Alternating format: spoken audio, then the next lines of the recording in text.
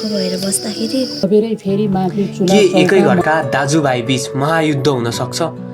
चितवनको जग्गा र सम्पत्तिको लोभले निम्त्याएको यस्तो आपत। आउनुहोस्, एउटै कोखबाट जन्मेका दाजुभाइ सम्पत्ति र अहङ्कारको लोभमा परेर जानाजानी शत्रु बन्न सक्छन्। जब माइलो भाइ चन्द्रेले आफ्नो मनको वर्षौँ पुरानो पीडा दाईको अगाडि पोख्न सुरु गर्छ, तब शिव दाईले उसलाई सम्हाल्नुको साटो उल्टै कसरी आगो उकल्छन् र आफ्नै छोराहरू घरबाट भाँड्ने गरी जुधेको थाहा पाएपछि आमाको मन कसरी टुक्रा टुक्रा हुन्छ।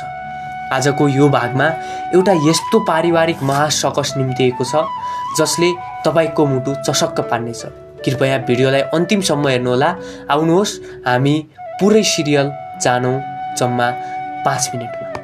वनको बाटोमा माइलो भाइको पीडा र दाईको आक्रोश। कहानीको मुख्य मोड तब सुरु हुन्छ जब घाँस काटेर फर्किँदै गर्दा माइलो भाइ चन्द्रेले शिवदाईसँग आफ्नो बाल्यकालदेखि विभेदको कथा कोट्याउँछ।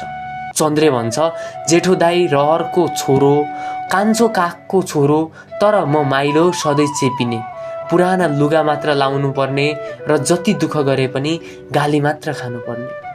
शिवदाईले सुरुमा त बुझाउन खोज्छन् कि आमा बुबालाई सबै सन्तान बराबर हुन्छन्, तर जब कुरा घरको आन्तरिक खुरापात चितवनको जग्गा र माइली बुहारी मुनाको आउँछ तब वनमै दाजुभाइ बीच ठुलो बनावन र युद्ध हुन सुरु हुन्छ। शिवदाईले झन् चन्द्रेलाई पैसाको लोभमा बिकेको र राधिकालाई कृष्णसँग भिडाउन खोजेको कडा आरोप लगाइदिन्छन्। यता खानाको थालमा हाँसो, तर पछाडि लुकेको षड्यन्त्रको पोल खुल्दैछ। घर फर्किएपछि आमा र बुहारी मुनाले सबैलाई मायाले खाना पस्किन्छन्। शिवदाईले आमाको अगाडि चन्द्रे वनमा माइलो हुनुको पीडा पोख्दै रोएको कुरा जिस्क्याएर सुनाउँछन्।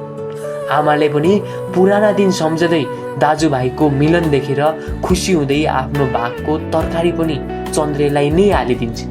तर यो हाँसो धेरै बेर भने टिक्दैन। शिवदाईले बाटोमा चन्द्रे र मुनाले चितवनको जग्गा र सन्देशलाई उचालेको विषयमा लुकेर कुरा काटेको सबै कुराहरू सुनिसकेको थियो। त्यही रिसले गर्दा शिवदाई घरमा पनि कान्छो भाइ मुकेशसँग समेत नराम्ररी छर्कन्छन् र आफ्नो जिम्मेवारीको घमण्ड देखाउँछन्। यदि हुँदा आमाको आँसु र आगामी भागमा के होला त? तपाईँलाई के लाग्छ? कृपया कमेन्ट गर्नुहोला। आउनुहोस्, जानौँ। आफ्ना सन्तानहरू यसरी सम्पत्ति र अहङ्कारका लागि एक अर्काको रगतको तिर्खाएको देखेपछि आमा एक्लै बसेर धुरु रुन्छन्। उनी भन्छन्, सन्तान जुत्दा सबैभन्दा ठुलो चोट सायद आमालाई नै छातीमा पोल्ने गर्छ होला। कान्छो छोरा मुकेशले आमाको आँसु बुझ्दै आफ्नो काँधमा घरको बोझ उठाउने साहस दिन्छ र भागको अन्त्यमा बुबा गाडी ढिलो भएर राति घर फर्किँदै हुनुहुन्छ। तर शिवदाई रिसको झोकमा रक्सी खान जान्छन् र घरमा खाना समेत खान आउँदैन। अब के बुबा आएपछि घरको यो कल शान्त होला त? कि शिवदाईले रक्सीको मातमा अर्को फेरि महाधमाका गर्नेछ?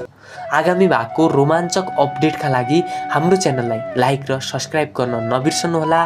फेरि भेटौँला अर्को भिडियोमा।